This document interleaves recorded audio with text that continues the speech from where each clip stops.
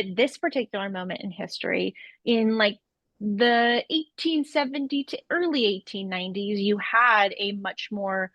celebratory image of the plus size woman in particular because it was a sign of immigrant success, right? There's this idea of kind of the shivering huddled masses coming off at Ellis Island starving and oppressed and thin, emaciated, whatever.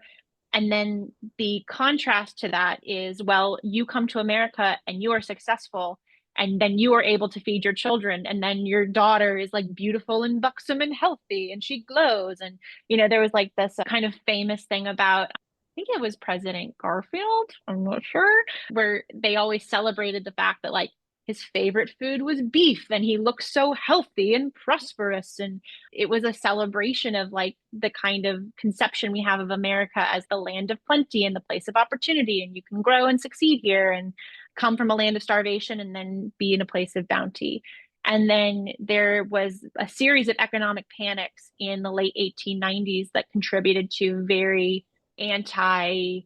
immigrant rhetoric, particularly in the newspapers, which then they kind of reframed